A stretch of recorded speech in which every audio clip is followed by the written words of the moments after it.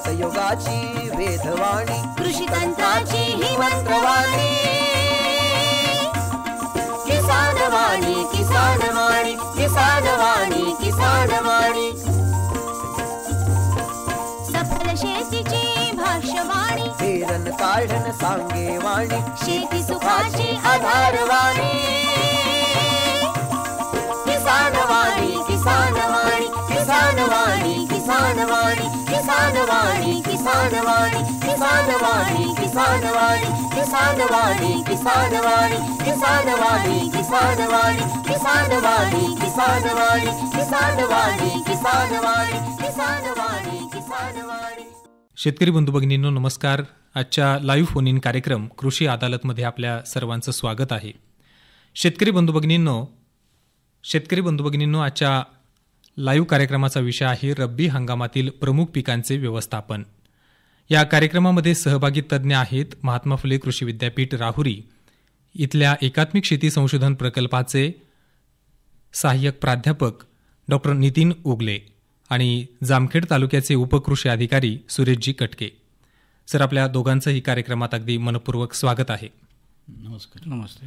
शेतकरी बंधू भगिनींनो, आजच्या कार्यक्रमाचा विषय आपल्याला समजलेला आहे आणि या कार्यक्रमाच्या विषयासंदर्भात जर आपल्या मनामध्ये काही शंका असतील, काही प्रश्न असतील तर आपण या कार्यक्रमात फोन करून सहभागी होऊ शकता. त्यासाठी आमचे फोन नंबर आहेत 0241 242 3288 आणि 242 7793. खरं तर आपण सुरुवात उगले सरांपासून करूयात. सर, जो खरीप हंगाम आहे तो आता कुठंतरी आता आपण त्याच्या शेवटाकडे आहोत आणि रब्बी हंगामाच्या तोंडाला आपण आता आलेलो आहोत. आपल्याला त्याची देखील तयारी आता करणं गरजेचं आहे. शेतकरी बांधव त्या दृष्टीने आता काही दिवसांमध्ये ही तयारी करतील. सुरुवातीला आपण आपल्या शेतकरी बांधवांना हे सांगूयात की हा जो रब्बी हंगाम आहे तो शेती उत्पादनाच्या दृष्टीनं किंवा आपल्या शेतकरी बांधवांच्या दृष्टीनं किती महत्त्वाचा आहे. नमस्कार सर्व शेतकरी बंधू भगिनी. किसान वाणी कृषी अदालत अहिल्यानगर या कार्यक्रमाअंतर्गत रब्बी हंगामातील प्रमुख पिकांचे व्यवस्थापन या कार्यक्रमात मी आपलं स्वागत करत आहे. आता रब्बी पिकाचा आपण जर विचार केला तर अहिल्यानगरमध्ये विविध जे रब्बी हंगामामध्ये जे महत्त्वाचे पिके घेतली जातात त्यामध्ये ज्वारी, हरभरा, गहू, कांदा, मका अशी पिके येतात. याच्यामध्ये जो आपला भौगोलिक परिस्थितीनुसार किंवा आपला जो भौगोलिक क्षेत्र आहे यानुसार जो जिरायत भाग आहे, समजा कर्जत आहे, जामखेड तालुका आहे, पाथर्डी, पारनेरचा काही भाग आहे, यामध्ये ज्वारी पिकाचं उत्पादन घेतलं जातं. तसंच काही क्षेत्रामध्ये जिरायत हरभरा घेतला जातो आणि जिथं पाण्याची उपलब्ध आहे तिथं गहू, कांदा, मका इत्यादी हे रब्बी हंगामातील पिके घेतली जातात.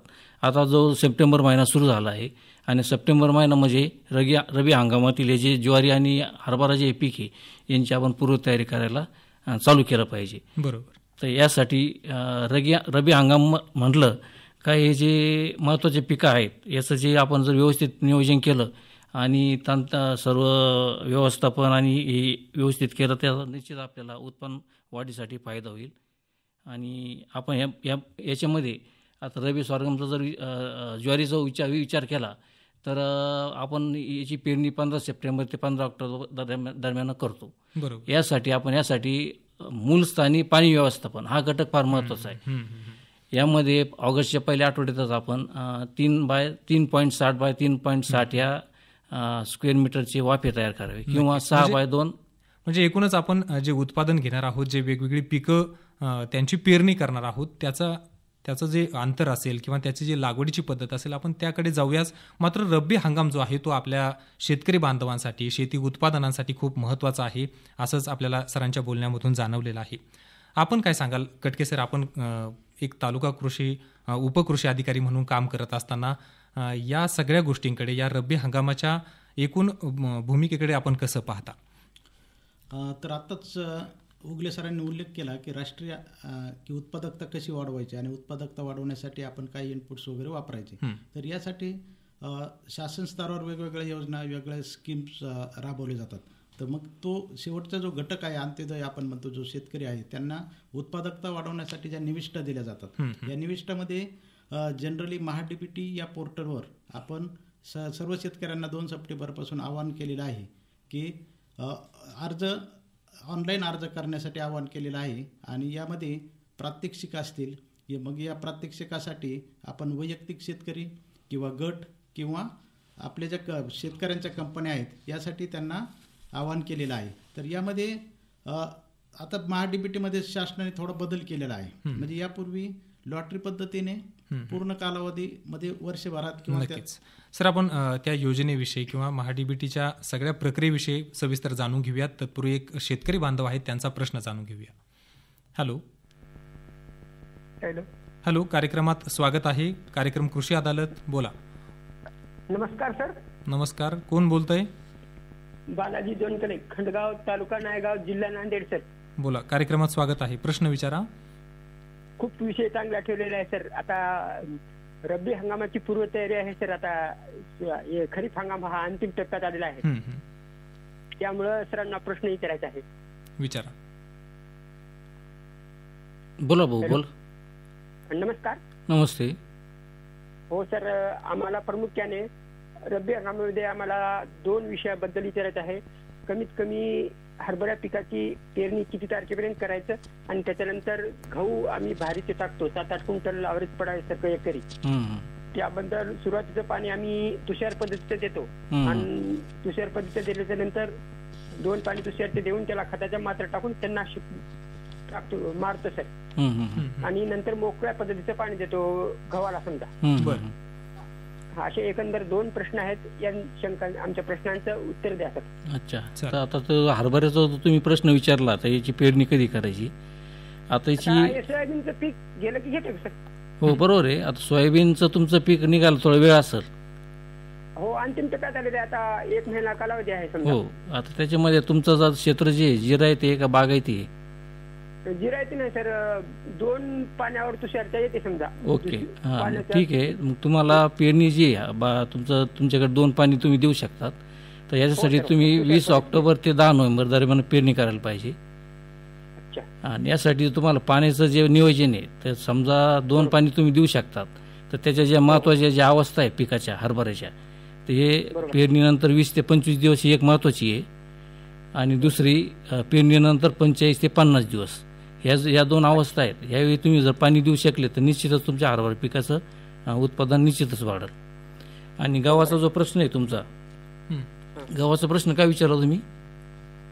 गव्हाच्या पेरणीचं कसं आहे सर, कमीत कमी आम्ही दिवाळीपर्यंत 15 नोव्हेंबर पर्यंत करतात. कोणी मागे राहिले शेतकरी. काही जर हिरीवर बोरवर जर पाणी उपलब्ध असेल त्यांनी तर 1 नोव्हेंबर पासून सुरुवात करतात पेरणीला.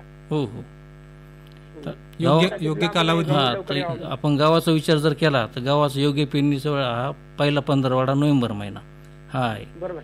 याच्यानंतर तुम्ही जर प्रत्येक 15वाड्यात गेले उशिरा तर त्याच्यामध्ये 2 ते 3 क्विंटलचं प्रत्येक 15 दिवसाला उत्पन्न कमी पडतं. हा, त्याच्यात काय आलं का, तुमचं कापूस पीक असेल, ऊस पीक असेल, हे काढल्यानंतर बरेच जण शेतकरी डिसेंबरमध्ये 15 डिसेंबरपर्यंत पेरणी करतात. आम्ही सोयाबीनचं क्षेत्र ठेवलेलं आहे. कापूस काय घेत. ठीक आहे. सोयाबीन असल्यामुळे तुमची पेरणी वेळेत होऊन जाईल. तर त्याचा जो पहिला 15वाडा जो आहे नोव्हेंबरचा हा पेरणीचे योग्य वेळ. चालेल बालाजी, आपण सरांनी सांगितलेल्या कालावधीमध्ये जर ही पेरणी केली तर नक्कीच उत्पादन आपल्याला हे अधिक सहज आणि चांगल्या पद्धतीने येईल. आपण कार्यक्रमात सहभागी झालात, धन्यवाद. आपल्याला आणखी एक शेतकरी बांधव संपर्क करतायत, त्यांचा देखील प्रश्न आपण घेऊया. हॅलो. हॅलो, कार्यक्रम कृषी अदालत, बोला. कार्यक्रम कृषी अदालत, काळेजी, स्वागत आहे, बोला.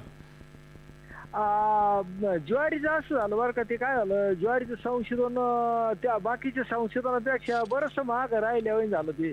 आणि उत्पादनाचा काही एवढी वाढ होत नाही. त्याच्यामुळे शेतकऱ्याचा कल आहे ना जरा जर कमी झाला त्याच्याकडे. त्याच्याबद्दल काय सांगता येईल तुम्हाला? बरं, आपल्याला कटके सर उत्तर देत आहेत. अतिशय चांगला प्रश्न विचारलेला आहे. तर या प्रश्नाचं उत्तर असं आहे की आपली ज्वारीची जे लागवड असते किंवा पेरणी असते ही त्याच्या जमिनीच्या खोलीप्रमाणे केली पाहिजे. समजा आपली जमीन जर हलकी असेल म्हणजे 30 सेंटीमीटरपेक्षा कमी असेल, मध्यम असेल म्हणजे 60 सेंटीमीटरपेक्षा कमी असेल, आणि भारी असेल म्हणजे 60 सेंटीमीटरपेक्षा जास्त जर खोली असेल तर त्या खोलीप्रमाणे ते वाणांचं आपण निवड केली पाहिजे आणि त्या वाणांचा आपण वापर केला पाहिजे. म्हणजे हलकी जमीन जर असेल, आता आपली जमीन कशी हे मला तुम्ही जर सांगितलं तर बरं होईल, मी तुम्हाला पर्याय सुचवू शकतो म्हणजे आता फुले अनुराधा आहे, फुले माऊली आहे, फुले यशोमती आहे, हे हलक्या जमिनीसाठी वापरायचे. आणि फुले सुचित्रा, फुले माऊली, फुले चित्रा, परभणी मोती, मालदंडी ह्या मध्यम जमिनीसाठी निवड करायच्या आहेत. आणि भारी जमिनीसाठी फुले वसुधासारखे वाण आहे, यशोदा आहे, आणि संकरित वाणामध्ये CSV 22 सारखे आहे, PKV क्रांतीसारखे वाण आहे. आणि बागायतमध्ये आपण फुले पूर्वा, रेवती, वसुधा, CSV 18, 19 अशा प्रकारचे वाणं जर निवड केली आणि त्यांची लागवड योग्य अंतरावर केली, खत व्यवस्थापन केलं, म्हणजे याच्यानंतरचा विषय जो आहे की पंचसूत्रीचा जर आपण वापर केला तर यामध्ये आपल्याला निश्चितच उत्पादनात वाढ झालेली दिसेल. नक्कीच. काळजी म्हणजे सरांचं म्हणणं हेच आहे की आपल्या जमिनीच्या मगदुराप्रमाणे जमिनीच्या पोताप्रमाणे आपण जर या वाणांची निवड केली तर ही उत्पादन आपलं वाढणार आहे. प्रश्नाचं उत्तर मिळालं? हा, मिळालं. कार्यक्रमात आपण सहभागी झालात, धन्यवाद. कटके सर, खरं तर जिल्ह्यामध्ये वेगवेगळ्या पिकांची लागवड होत असते, वेगवेगळ्या पिकांची पेरणी होत असते. आपण आपल्या अहिल्यानगर जिल्ह्याचा विचार केला तर साधारणतः रब्बी हंगामामध्ये प्रामुख्यानं कोणत्या पिकांची पेरणी ही अधिक होत असते?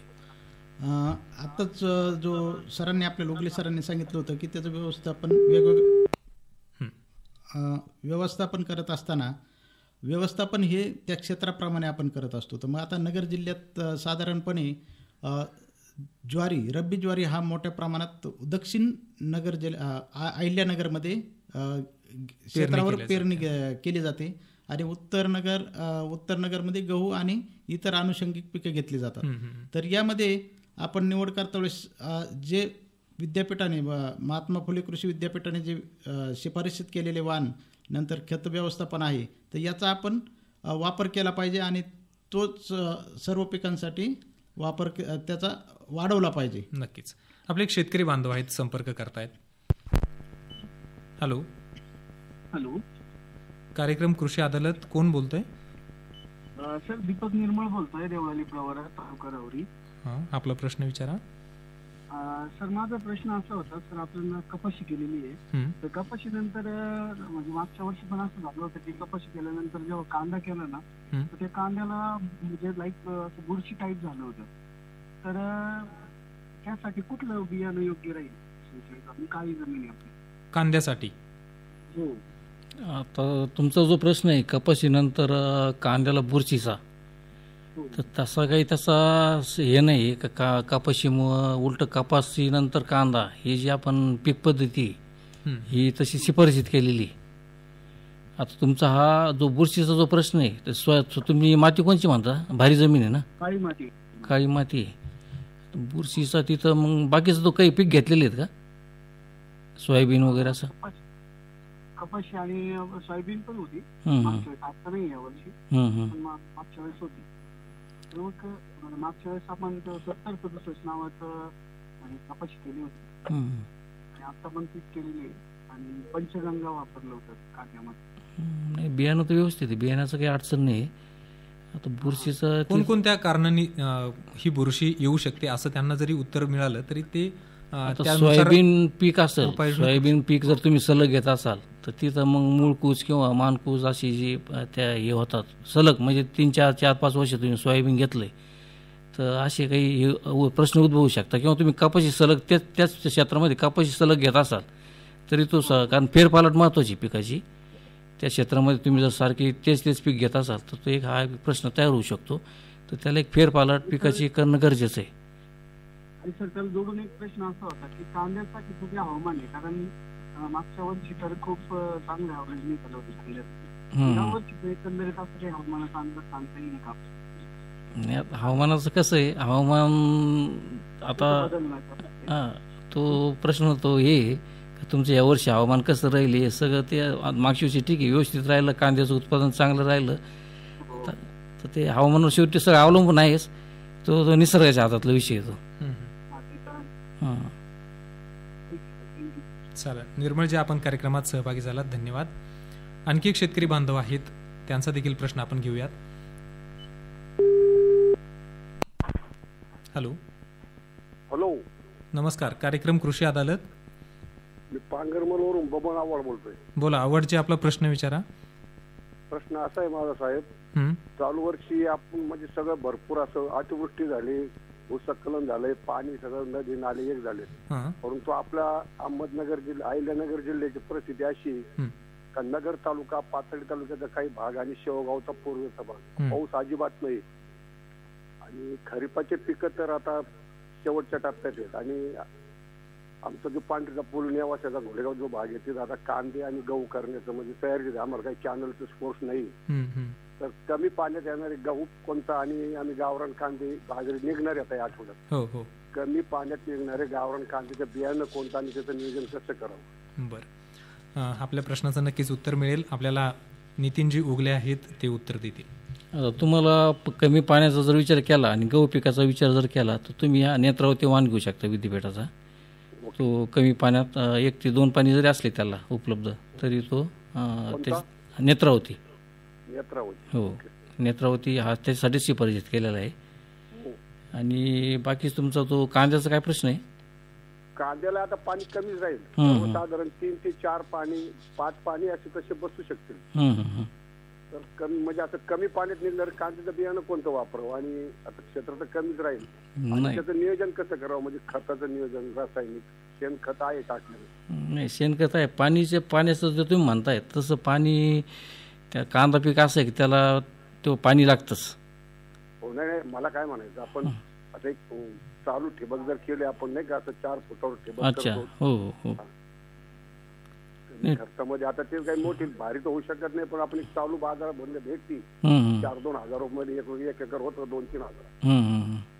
ती जर वापरली तर 4-5 पाण्यात निघाल का कांदा? 4-5 पाणी म्हणजे त्याला त्याची जी अवस्था आहे जोपर्यंत पाणी तोपर्यंत तुमच्याकडे पाणी शिल्लक पाहिजे. पुढे जर पाणी तुमचं शिल्लक नाही राहिलं तर तो नेमकी मुख्य अवस्था येईल त्याची आणि तुमचं पाणी नाही राहणार. हो, आणि तसं जमीन सर खूप म्हणजे काळवटी बी असं काही नाही, म्हणजे असं पाणी वाढणारी जमीन नाही. आम्हाला 15 दिवसाला जर पाणी भेटलं तर माल तग धरू शकतो. नाही, चालेल ना. मग ड्रीप जर तुम्ही वापरलं तर निश्चित त्याचा फायदा होईल ना तुम्हाला त्याचा. कोणता एक्सल बियाणं कोणतं म्हणले? नाही, बियाणंच नाही. बियाणाचा जसं काही विषय नाही. बियाणं तुम्ही समजा जे प्रमाणित बियाणं आहे चांगल्या कंपनीचं बियाणं जरी घेतलं ते थोडं पाण्याला कांद्या नाही तसं नाही. आवडजी आपण जो प्रश्न विचारलाय कांद्या संदर्भातला, कोणतंही जरी बियाणं घेतलं की कुठलाही वाण वापरला तरी कांदा हे पीक जे आहे ते पाण्याची मागणी जास्त करत असतं. वेळोवेळी टप्प्यानुसार आपल्याला ते पाणी देणं गरजेचंच असतं, क्रमप्राप्त असतं. म्हणून म्हणून आपल्याला ठिबक सिंचनाची जर सोय करता आली, शेवटपर्यंत आपल्याला हे पाणी पुरत असेल असं जर खात्री वाटत असेल तरच आपण हे पीक करावं. अन्यथा आपण इतर पिकांच्या माध्यमातून देखील ते उत्पादन मिळवू शकता, नाही का? ओके, रामकृष्ण. ओके, आवडजी कार्यक्रमात आपण सहभागी झालात, धन्यवाद.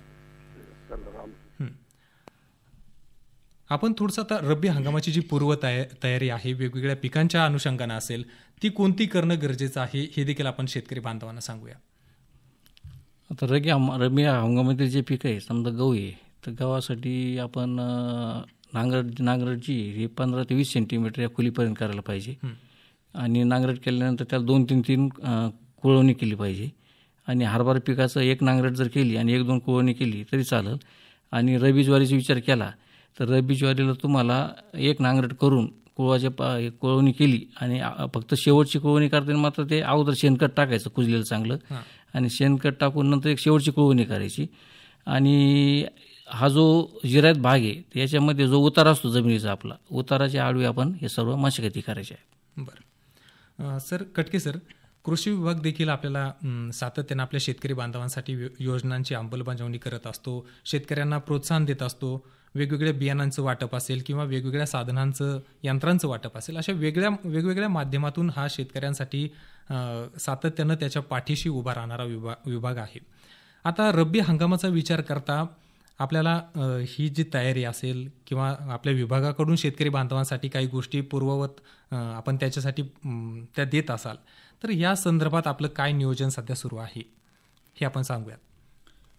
तर कृषी विभाग नेमकं आपल्याला महाडीबीटी या संकेतस्थळावर विविध प्रकारच्या जे निविष्ठा आवश्यक असतात कृषी क्षेत्रासाठी किंवा शेतीसाठी, ज्या रब्बी हंगामातल्या ज्या निविष्ठा आहेत त्यांचं जी आवश्यकता आहे तर त्यांचं वितरण हे महाडीबीटी ऑनलाईन तर्फे ऑनलाईन आता ऑनलाईन पद्धतीने करत आहे. म्हणजे प्रत्येक घटकासाठी प्रात्यक्षिक जर असेल, प्रत्येक गावात असेल तर मग गटासाठी आहे, नंतर कंपनीसाठी आहे आणि वैयक्तिकसाठी आहे. यामध्ये वाटप करताना प्रमाणित बियाणे वाटप हे अनुदान तत्वावर होत असतं. म्हणजे ज्वारीचं उदाहरण जर आपण घेतलं तर 30 रुपये किलो आणि 10 वर्षाच्या आतील वाण, आणि 10 वर्षाच्या पुढील जर वाण असेल तर 15 रुपये किलो एवढं त्याला अनुदान दिलं जातं. मग हे अनुदान घेण्यासाठी किंवा पात्र होण्यासाठी आपण महाडीबीटी पोर्टलवर सर्व शेतकऱ्यांनी अर्ज करणं आवश्यक आहे. मग यासाठी आपण यामध्ये विविध प्रकारचे जे टाईल्स आहेत किंवा आपण जे घटक म्हणतो की बियाणे असतील किंवा प्रात्यक्षिक असतील किंवा फ्लेक्सी घटक आहेत, औषध आहेत, खतं आहेत इत्यादी आपण त्या शेतकऱ्याच्या बांधापर्यंत पोहोचू शकतो. हे फक्त आपण महाडीबीटीच्या माध्यमातूनच करू शकतो. आता कृषी विभाग हा प्रत्यक्षपणे महाडीबीटीवरच पूर्णपणे अवलंबून आहे आणि शेतकरी सुद्धा त्याचा मोठ्या प्रमाणात लाभ घेत आहे. मग यामध्ये यांत्रिकीकरण असू द्या, PMKSY सारखे ठिबक आणि स्प्रिंकलर सारख्या योजना असू द्या, तर यासाठी जो आपल्याला महाडीबीटी पोर्टल हे सगळ्यात कळीचा मुद्दा झालेला आहे.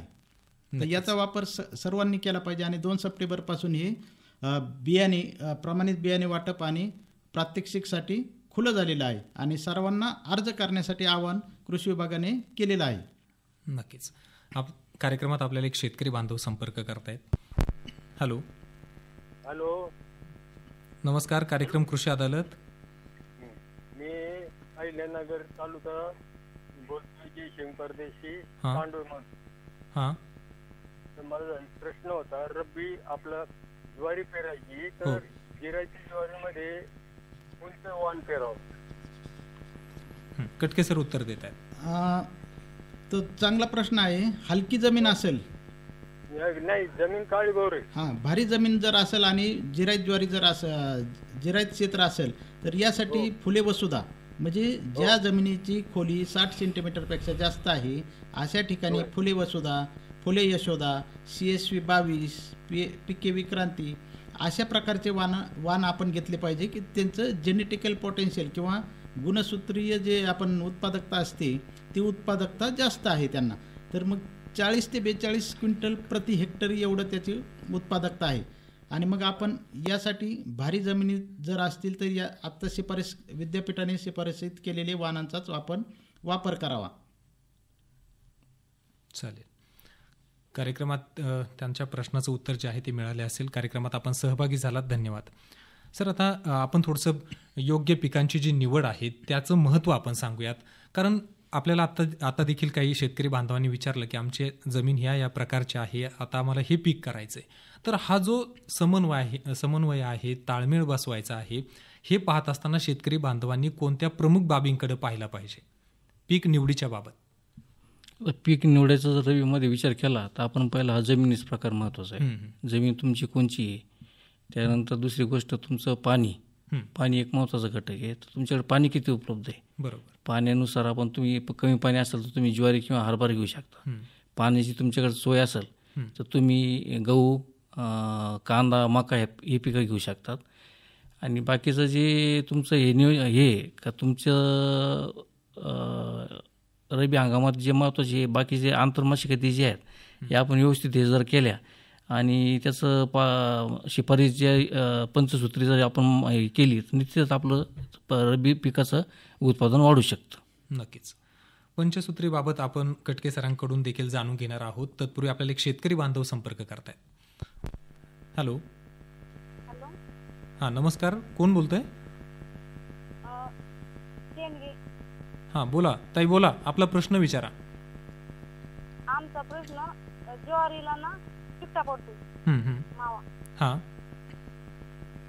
आणि ती पेरणी केव्हा करावी? ताईंचा प्रश्न अतिशय चांगला आहे. तर ताईंना हे करतो, चिकटा पडतो म्हणजे त्याला मावा रस शोषणारे जे किडी असतात किंवा डेल्फाडिस म्हणतो किंवा तुडतुडे असतात, तर यामुळे तो चिकटा आपल्या पिकावर येत असतो. तर मग साधे औषधं आहेत की निंबोळी अर्कसारखं औषध जर आपण फवारलं किंवा क्विनॉल फॉस सारखं औषध जर आपण त्या फवारलं तर तो कंट्रोलमध्ये येऊ शकतो. तर दुसरा प्रश्न काय होता ताई आपला? पेरणी कधी करायची होता? हां, तर पेरणी सर्वसाधारणपणे 15 सप्टेंबर ते 15 ऑक्टोबरपर्यंत पूर्ण केली पाहिजे. तर यामध्ये पेरणी करता वेळेस आपल्याकडे जमीन कशी आहे, सांगा जमीन कशी आहे या प्रकारे आपण त्या वाणाचा सुद्धा निवड केली पाहिजे. वाण कोणतं वापरायचं म्हणजे जमिनीच्या मकदुराप्रमाणे आपण ते वाणाची निवड केली पाहिजे आणि 15 सप्टेंबर ते 15 ऑक्टोबरपर्यंत आपली पूर्ण पेरणी उरकली पाहिजे. नक्कीच. म्हणजे आपल्या जमिनीच्या पोतानुसार मकदुराप्रमाणे आपण ह्या वाणांची निवड करणं फार गरजेचं आहे. आपल्याला या प्रश्नाला आपले उगले सर देखील उत्तर देत आहेत. ताई, तुम्ही जो प्रश्न विचारला तर हे जे बरेच आपण वेळेत जर पेरणी केली तर हे वरचे पुढचे जे प्रश्न आहेत आपले, त्याचे जो चिकटा येतो किंवा बाकीचे जे किडीचा जो आहे प्रादुर्भाव होतो, हा वेळेत जर पेरणी केली तर त्याचासुद्धा आपल्याला निश्चितच फायदा होतो. तसंच आपण जो वाण निवडतो, वाणसुद्धा फार महत्त्वाचे आहे. तुमचं जमीन कशी आहे त्याप्रमाणे तुम्ही वाण जर निवडले तर त्याचासुद्धा तुम्हाला निश्चितच याच्यामध्ये फायदा होईल. आणि बाकीचं तुम्ही ज्या पाण्याची जर तुमच्याकडे व्यवस्था असेल तर त्या काही पाणी पीक वाढीच्या ज्या अवस्था आहेत त्याप्रमाणे तुम्ही पाण्याचं नियोजन करा.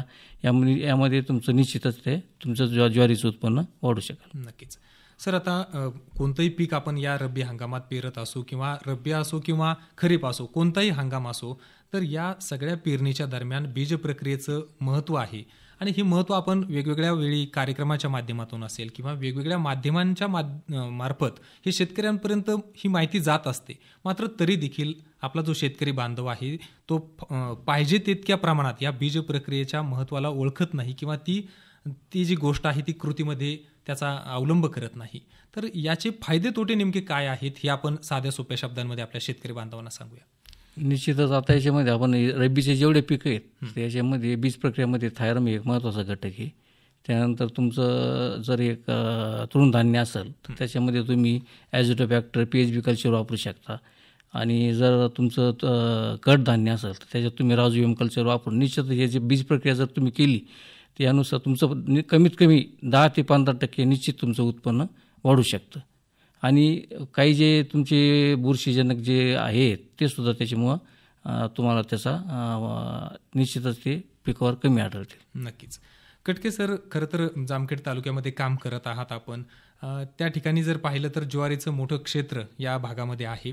एक ज्वारीच्या बाबत बोलत असताना पंचसूत्रीचा वापर किती गरजेचा आहे आणि त्याचे नेमके फायदे काय होतात, हा आपला कार्यक्रमातला शेवटचा प्रश्न असेल. अगदी थोडक्यामध्ये आपण हे उत्तर शेतकरी बांधवांना देऊया.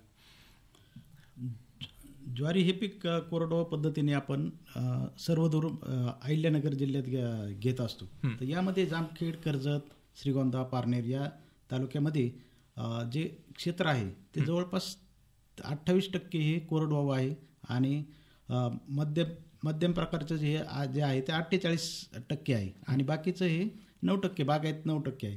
तर यामध्ये आपण जिरायत क्षेत्रासाठी जी ज्वारी घेतो आहे तर या ज्वारीसाठी आपण पंचसूत्रीचा जर अवलंब केला यामध्ये 100% उत्पादनात वाढ होते. म्हणजे 5 क्विंटलवरून 10 क्विंटलपर्यंत जाण्याची क्षमता या पंचसूत्रीमध्ये आहे. ही पंचसूत्री नेमकी कोणती आहे इतकं सांगूया आपण.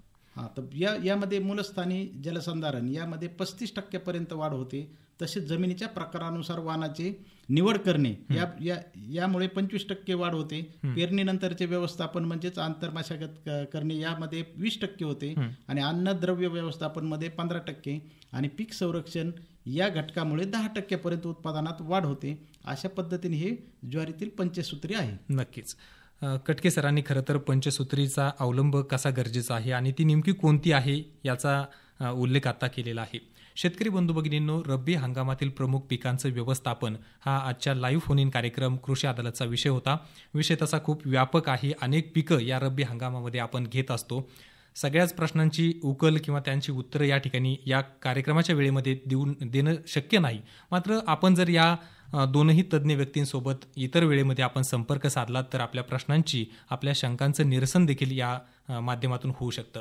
आपल्यासोबत होते डॉक्टर नितीनजी उगवले. त्यांचा मोबाईल नंबर आहे 9404 11 39 22 आणि जामखेड तालुक्याचे उपकृषी अधिकारी सुरेशजी कटके आहेत. त्यांचा मोबाईल नंबर आहे 9370 39 57 80. आपण दोघांनाही संपर्क केला तर आपल्या प्रश्नांची उत्तरं आपल्याला मिळू शकतात. सर, आज आपण कार्यक्रमात सहभागी झालात त्यासाठी आकाशवाणी अहिल्यानगरच्या वतीनं आणि शेतकरी बांधवांच्या वतीनं आपले मनापासून आभार. धन्यवाद. किसानवाणी किसानवाणी किसानवाणी किसानवाणी हिरव्या स्वप्नांची साध्यवाणी प्रगत योगाची वेधवाणी कृषी तंत्राची ही मंत्रवाणी किसानवाणी किसानवाणी किसानवाणी किसानवाणी सफल शेतीची भाष्यवाणी पेरन काढण सांगे वाणी शेती सुखाची आधारवाणी किसानवाणी किसानवाणी किसानवाणी किसानवाणी किसानवाणी किसानवाणी किसानवाणी किसानवाणी किसानवाणी किसानवाणी किसानवाणी किसानवाणी किसानवाणी किसानवाणी किसानवाणी किसानवाणी